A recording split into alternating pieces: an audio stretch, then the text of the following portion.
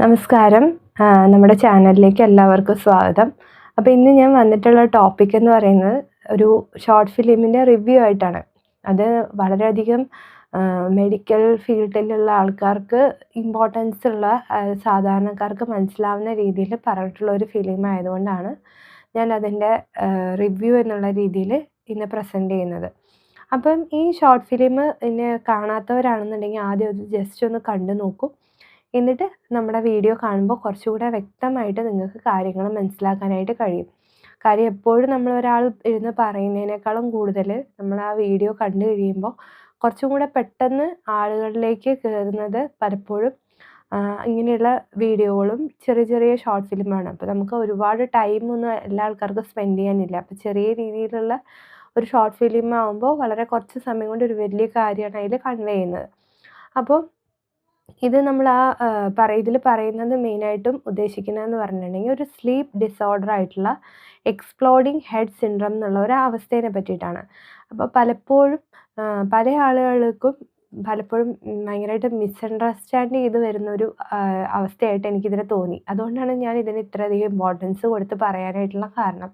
നമ്മുടെ വീഡിയോസിൽ പലപ്പോഴും ഇങ്ങനത്തെ ഇൻഫോർമേറ്റീവ് ആയിട്ടുള്ള പല വീഡിയോസും പല രോഗാവസ്ഥകളെ പറ്റിയിട്ടും ഞാൻ ഈ ചാനലിൽ പറയാറുണ്ട്. അപ്പോൾ അത്തരത്തിലൊരു ഇൻഫോർമേഷൻ നൽകുന്നതായിട്ടുള്ള ഒരു പുതിയ അറിവ് നൽകുന്നതായിട്ടുള്ള ഒരു കാര്യമാണ് തീർച്ചയായിട്ടും ഈ ഒരു രോഗാവസ്ഥ. ഇതിനെപ്പറ്റി നമ്മൾ സാധാരണക്കാർ തീർച്ചയായിട്ടും അറിഞ്ഞിരിക്കണം. എന്താണ് ഈ എക്സ്പ്ലോഡിങ് ഹെഡ് സിൻഡ്രോം എന്നുള്ളതിനെ പറ്റിയിട്ട്. ഇപ്പോൾ വളരെ കോമൺ ആയിട്ട്, അതായത് ഒരു കണക്കെടുത്ത് നോക്കുകയാണെങ്കിൽ നമ്മളൊരു ആളുകൾ പറയുന്ന സയൻറ്റിസ്റ്റ് പറയുന്നത് എന്താ വെച്ചാൽ ഒരു 18 തൊട്ടിട്ട് ഒരു 20% ആൾക്കാർക്കെങ്കിലും ഇത് ജീവിതത്തിൽ എപ്പോഴെങ്കിലും ഈ ഒരു അവസ്ഥ എക്സ്പീരിയൻസ് ചെയ്തിട്ടുണ്ടായിരിക്കും. വളരെ ഭയാനകമായിട്ടുള്ള ഒരു സിറ്റുവേഷനാണ്. പലപ്പോഴും ഭയങ്കരമായിട്ട് കൺഫ്യൂസിങ് ആയിട്ട് നമുക്ക് വരുന്ന ഒരവസ്ഥയാണിത്. ഇതൊരു സ്ലീപ്പ് ഡിസോർഡറാണ്. ഇത് എപ്പോഴാണ് നമുക്ക് ഉണ്ടാകുന്നത്, ഉറക്കത്തിൻ്റെ ഏത് സമയത്താണ് ഇത് ഉണ്ടാകുന്നത് എന്നുള്ളതാണ് ഇതിൻ്റെ ഏറ്റവും വലിയ പ്രത്യേകതമായിട്ടുള്ള ഒരു കാര്യം. നമ്മൾ ഉറങ്ങാനായിട്ട് പോകുന്നതിൻ്റെ കുറച്ച് മുന്നേ ആയിട്ട്, അല്ലെങ്കിൽ ഉറക്കം ഉണരുന്നതിൻ്റെ കുറച്ച് മുന്നേ ആയിട്ടുമാണ് ഈ ഒരു ബുദ്ധിമുട്ട് ആളുകളിൽ കാണുന്നത്. ഇതൊരു ബുദ്ധിമുട്ട് എപ്രകാരമാണ് ആൾക്കാർക്ക് ഇത് അനുഭവപ്പെടുന്നതെന്ന് പറഞ്ഞിട്ടുണ്ടെങ്കിൽ, ഭയങ്കരമായിട്ടുള്ള സൗണ്ട്, ഭയങ്കര ഹെവി ആയിട്ടുള്ള സൗണ്ട് നമ്മൾക്ക് കേൾക്കുകയാണ്. അത് ചിലപ്പോൾ ഇടി വെട്ടുന്ന ഒരു സൗണ്ടായിട്ടായിരിക്കാം, അല്ലാന്നുണ്ടെങ്കിൽ ഗണ്ണിൻ്റെ സൗണ്ടായിട്ടായിരിക്കും, അല്ലെങ്കിൽ വാതിൽ കൊട്ടി അടയ്ക്കുന്നതായിട്ടുള്ള സൗണ്ടായിട്ടായിരിക്കാം. ഇത്തരത്തിലുള്ള സൗണ്ടുകളായിട്ടാണ് പലരും ഇതിനെ പ്രസൻറ്റ് ചെയ്യാറ്. അപ്പോൾ പലർക്കും ഇത് പെട്ടെന്ന് ഞെട്ടിപ്പോവാണ് ഉറക്കത്തിൽ നിന്ന്. കാര്യം ഉറക്കമൊക്കെ വരുന്ന സമയത്ത്, അല്ലെങ്കിൽ ഉറങ്ങാൻ പോകുന്ന ഒരു ടൈമിൽ, ഉറക്കം എണീറ്റ് കഴിയുന്ന സമയത്തുമാണ് ഇത് വരുന്നത്, ഞാൻ ആദ്യം പറഞ്ഞ പോലെ തന്നെ. അതുകൊണ്ട് തന്നെ നമ്മുടെ ഉറക്കത്തിന് ആകെ ഒരു ഇപ്പോൾ ഉറങ്ങാൻ ഇങ്ങനെ ഒരു അവസ്ഥ ഉണ്ടായി കഴിയുമ്പോൾ പിന്നെ സുഖമായിട്ട് ഉറങ്ങുക എന്ന് പറയുന്നത് ഭയങ്കര ഇമ്പോസിബിൾ ആയിട്ടുള്ള കാര്യമാണ്. പലർക്കും ഭയങ്കരമായിട്ട് ടെൻഷനും പേടിയും വിയർക്കും ഒക്കെ ചെയ്തിട്ട് ആകെ ഒരു കൺഫ്യൂഷൻ സ്റ്റേറ്റിലാണ് പലരും OPയിലേക്ക് വരിക. ഇനി മറ്റ് ഇത് ഉറക്കത്തിൽ ഒരിക്കൽ ഇങ്ങനത്തെ ഒരു അനുഭവം ഉണ്ടായി കഴിയുമ്പോൾ പലർക്കും ഉറങ്ങാൻ തന്നെ പേടിയായിട്ട് പറയാറുണ്ട്.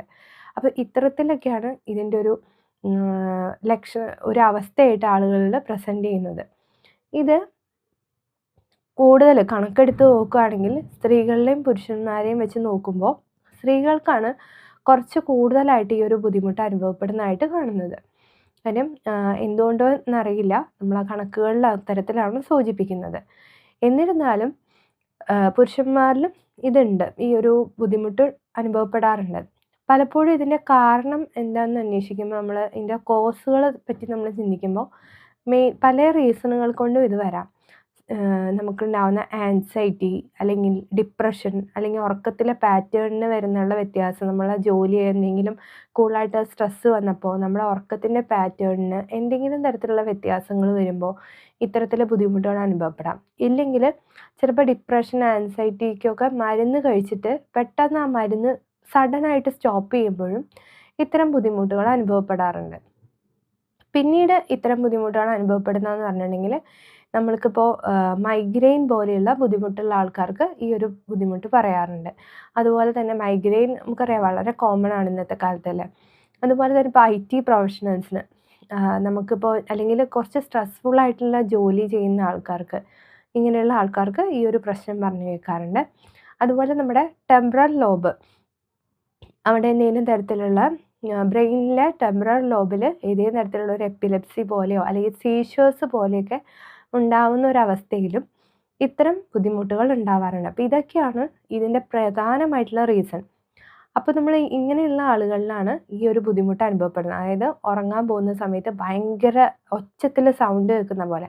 സൗണ്ട് മാത്രമല്ല, പലപ്പോഴും ലൈറ്റിൻ്റെ ഒരു എഫക്റ്റും ഇവർക്ക് വരാറുണ്ട്. അതായത് മിന്നലടിക്കുന്ന പോലെ അല്ലെങ്കിൽ ടോർച്ചിൻ്റെ ലൈറ്റ് അടിച്ച പോലെ, ഫ്ലാഷ് ലൈറ്റ് അടിച്ച പോലെയൊക്കെ നമുക്ക് തോന്നാറുണ്ട്. പലപ്പോഴും ഈ ഒരു ബുദ്ധിമുട്ടുണ്ടായി നമ്മൾ നമ്മുടെ അടുത്ത ആൾക്കാർ, ഫ്രണ്ട്സിനോടോ അല്ലെങ്കിൽ ഫാമിലി മെമ്പേഴ്സിനോടോ ഒക്കെ പറയുമ്പോൾ പലരും വിചാരിക്കണമെന്ന് പറഞ്ഞിട്ടുണ്ടെങ്കിൽ എന്തോ ഒരു പ്രശ്നമുണ്ട്, ഇവൻ എന്തോ ഒരു വശപ്പശയുണ്ട് എന്നുള്ള രീതിയിലാണ് പലപ്പോഴും ഇതിനെ ഇൻട്രപ്റ്റ് ചെയ്യുന്നത്. അതുപോലെ തന്നെ ഇപ്പോൾ പലരും ഇങ്ങനെ ഒരു ബുദ്ധിമുട്ട് അനുഭവപ്പെടുമ്പോൾ ഉടനെ തന്നെ പൂജ അങ്ങനെയുള്ള കാര്യങ്ങൾ അല്ലെങ്കിൽ പള്ളിയിൽ കൊണ്ടുപോയി പ്രാർത്ഥിപ്പിക്കുക, നേർച്ച ചെയ്യിപ്പിക്കുക, ഇങ്ങനെയുള്ള കാര്യങ്ങളിലേക്ക് പോകാനും ആൾക്ക് ഏതോ തരത്തിൽ മാനസികമായിട്ടുള്ള പ്രശ്നമാണെന്ന് വരെ പറഞ്ഞ് ആക്കാനുള്ളൊരു അങ്ങനെ ഒരു സിറ്റുവേഷനിലേക്കാണ് ഇത് വരുന്നത്. അപ്പം മെയിനായിട്ടും ഇവരിങ്ങനെയൊക്കെ ഒരു എക്സ്പീരിയൻസ് പറയുമ്പോൾ, അല്ലെങ്കിൽ നമ്മൾ ഇപ്പോൾ ഈ വീഡിയോ തന്നെ ഞാൻ ചെയ്യുന്നതിൻ്റെ കാര്യം എന്ന് പറഞ്ഞാൽ നമ്മുടെ പാർട്ട്ണറോ അല്ലെങ്കിൽ നമ്മുടെ ഫ്രണ്ട്സോ അല്ലെങ്കിൽ നമ്മുടെ ആരെങ്കിലും, നമുക്കറിയുന്ന ആരെങ്കിലും ഇതുപോലെ ചില എക്സ്പീരിയൻസുകൾ നമ്മുടെ അടുത്ത് പറയുമ്പോൾ ഒരിക്കലും ഇതൊരു പ്രേതബാധ അല്ലെങ്കിൽ മറ്റെന്തെങ്കിലും ഒരു സൈക്കിക് ആയിട്ടുള്ള പ്രോബ്ലം ഇവർക്കുണ്ട്, അത്തരത്തിലല്ല നമ്മൾ ചിന്തിക്കേണ്ടത്. ഇതിൽ എന്താണിത്, ഒരു സ്ലീപ്പ് ഡിസോർഡറാണ്. ഇതാണ് നമുക്കിതിൽ നിന്ന് മനസ്സിലാക്കേണ്ടതും ഈ രീതിയിലാണ് നമ്മൾ അവരെ പറഞ്ഞ് ആശ്വസിപ്പിക്കേണ്ടതും. അതായത് കാരണം ഇവരൊരു കൺഫ്യൂഷൻ സ്റ്റേറ്റിലായിരിക്കും, എന്താ സംഭവിക്കണേ. അവർക്ക് ഉറങ്ങാൻ വരെ വളരെ പേടിയായിട്ട് തോന്നാറുണ്ട്. മനുഷ്യൻ്റെ ഒരു ബേസിക് നീഡാണ് സുഖമായിട്ട് ഉറങ്ങാൻ പറ്റുക എന്നുള്ളത്. അപ്പോൾ ആ ഉറക്കത്തിന് വരെ ഒരു പ്രശ്നം ഉണ്ടാവുകയാണ്. ഇപ്പോൾ പലപ്പോഴും ഇങ്ങനത്തെ എക്സ്പീരിയൻസ് ഉണ്ടാകുമ്പോൾ നിങ്ങൾ ചെയ്യേണ്ടതെന്ന് പറഞ്ഞാൽ ഒരു ഡോക്ടറുടെ അടുത്ത് കൺസൾട്ട് ചെയ്യുക. അപ്പോൾ ഡോക്ടേഴ്സ് ഇതിന് നോർമലി റെക്കമെൻഡ് ചെയ്യുന്നതെന്ന് പറഞ്ഞാൽ അവരുടെ എന്തുകൊണ്ടാണ് അവർക്ക് ഈ അസുഖം വന്നിട്ടുള്ളത് അത് ട്രീറ്റ് ചെയ്യണം ആദ്യം ചെയ്യുക. അതായത് ഇപ്പോൾ ആൻസൈറ്റി കൊണ്ടാണ് അവർക്ക് ഈ സ്ലീപ്പ് ഡിസോർഡറിലേക്ക് നയിച്ച റീസൺ ആൻസൈറ്റി ആണെന്നുണ്ടെങ്കിൽ ആൻസൈറ്റിയെ കുറയ്ക്കാനുള്ള കുറേ കാര്യങ്ങൾ ചെയ്യും. അല്ലെങ്കിൽ സ്ട്രെസ്സൊക്കെ ആണെങ്കിൽ അതിന്. അപ്പോൾ പലപ്പോഴും ചിലപ്പോൾ ഇൻറ്റേർണലി മെഡിസിൻസ് കഴിക്കേണ്ടി വരും, ചിലപ്പോൾ അതിൻ്റെ ആവശ്യം ഉണ്ടാവില്ല. നമ്മൾ കൗൺസിലിങ്ങും അങ്ങനെ കുറച്ച് മെഡിറ്റേഷൻ, അതുപോലെ തന്നെ മെഡിക്കേഷൻ ചെയ്യുക, അതുപോലെ തന്നെ യോഗകൾ ചെയ്യുക, കുറച്ച് എക്സസൈസുകൾ ചെയ്യുക. ഇങ്ങനെയൊക്കെ ചെയ്യുമ്പോൾ തന്നെ പല ആൾക്കാർക്കും ഈ ഒരു ബുദ്ധിമുട്ടിൽ നിന്ന് മാറാനും പിന്നീട് ഈ ഒരു ഡിസോർഡർ, ഈ സ്ലീപ്പ് ഡിസോർഡർ വരാതിരിക്കാനും അത് ഹെൽപ്പ് ചെയ്യുന്നതായിട്ട് കാണാറുണ്ട്. പിന്നെ ഏറ്റവും വേറൊരു ഇമ്പോർട്ടൻ്റ് ആയിട്ടുള്ള കാര്യം എന്ന് പറഞ്ഞാൽ നമ്മുടെ സ്ലീപ്പ് പാറ്റേണിന് വ്യത്യാസം വരുന്നത്. ഇപ്പോൾ ആയുർവേദ രീതിയിൽ പറയുമ്പോൾ എപ്പോഴും ഉറങ്ങേണ്ട സമയം രാത്രിയിലും പകലുറക്കം ആയുർവേദത്തിൽ അത്ര നന്നായി പറയുന്നില്ല. അത് കഫദോഷത്തിന് കൂട്ടാനായിട്ടുള്ള ഒരു കാരണമായിട്ടാണ് പറയുന്നത്. അതുകൊണ്ട് തന്നെ നമ്മൾ പകലുറക്കം കുറച്ചിട്ട് മാക്സിമം നമ്മൾ എന്തെങ്കിലും കാര്യങ്ങൾ എൻഗേജ്ഡ് ആയിട്ടിരിക്കാൻ നോക്കുക. എക്സസൈസ്, ശാരീരികമായിട്ട് ഫിസിക്കലായിട്ടുള്ള ഓരോ ആക്ടിവിറ്റീസ് ചെയ്യാനായിട്ട് ശ്രമിക്കുക. അപ്പോൾ നമുക്ക് ഓട്ടോമാറ്റിക്കലി നമ്മുടെ ബോഡി ടയേർഡായി നമുക്ക് നല്ലൊരു സ്ലീപ്പ് കിട്ടും. ഒരേ ഒരു പാറ്റേൺ ഫോളോ ചെയ്യുക ഉറക്കത്തിന്. ഇന്ന ടൈമിൽ എണീക്കും, ഇന്ന ടൈമിൽ ഉറങ്ങും എന്നുള്ളത് ഒരു പാറ്റേൺ ഫോളോ. ഇപ്പോൾ ഒരാൾക്ക് ഓരോരുത്തരുടെ ജോലിക്ക് അനുസരിച്ചിട്ട് വ്യത്യാസമായിരിക്കും. പലർക്കും ഇപ്പോൾ 10 മണിക്ക് ഉറങ്ങാൻ പറഞ്ഞാൽ ആ ഒരു ടൈമിൽ ഉറങ്ങാൻ പറ്റണം എന്നില്ല. അപ്പം അവരവരുടെ ഒരു ജോലിക്ക് അനുസരിച്ചിട്ടും അവരവരുടെ ഒരു പാറ്റേൺ, ജീവിത രീതിക്ക് അനുസരിച്ചിട്ടും ഒരു നിശ്ചിത സമയത്ത് ഉറങ്ങാനും നിശ്ചിത സമയത്ത് എണീക്കാനും ഉള്ള ഒരു ശീലം ഉണ്ടാക്കിയെടുക്കുക.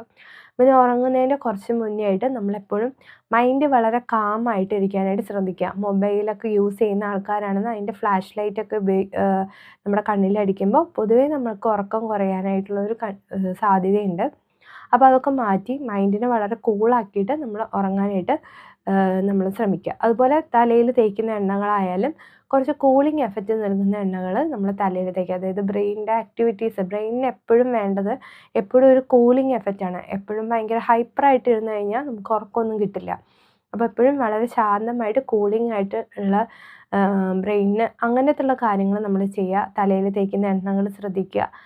ഒരുപാട് രൂക്ഷതയുള്ള എണ്ണകൾ ഉപയോഗിക്കാതിരിക്കുക. ഹെയർ ഓയിൽസിലൊക്കെ അധിക ഭാഗം കുറച്ചൊരു രൂക്ഷ സ്വഭാവമുള്ളതാണ്. ഷാംപൂസ് ഉപയോഗിക്കുന്നവരാണെങ്കിൽ അതിൻ്റെ ഇത് കുറയ്ക്കുക. മെയിനായിട്ട് നമ്മുടെ ഉറക്കത്തിൻ്റെ പാറ്റേൺ കറക്റ്റാക്കുക. അപ്പോൾ ഒരിക്കലും ഒരു പേടിക്കേണ്ടതോ അല്ലെങ്കിൽ വല്ലാണ്ട് അങ്ങോട്ട് ടെൻഷൻ അടിച്ച് ഇനിയിപ്പോൾ എനിക്കിനി ഒന്നും പറ്റില്ല അങ്ങനെയൊന്നും ചിന്തിക്കേണ്ട ഒരു അവസ്ഥയല്ല ഇത്. വളരെ ശാന്തമായിട്ട് വളരെ ബുദ്ധിപൂർവ്വം ഡീൽ ചെയ്യേണ്ട ഒരവസ്ഥയാണ്. കൂടുതൽ ആവുന്നതിന് മുന്നേ തന്നെ ഒരു വൈദ്യസഹായം തേടേണ്ടതായിട്ടുള്ള ഒരവസ്ഥയാണിത്. അപ്പം എല്ലാവർക്കും ഈ ഒരു വീഡിയോ ഉപകാരപ്രദമായെന്ന് വിചാരിക്കുന്നു. അപ്പോൾ ഇഷ്ടമാവുകയാണെങ്കിൽ തീർച്ചയായിട്ടും ചാനൽ ലൈക്ക് ചെയ്യുക കേട്ടോ. അപ്പോൾ ഒരുപാട് താങ്ക് യു. എല്ലാവർക്കും താങ്ക് യു.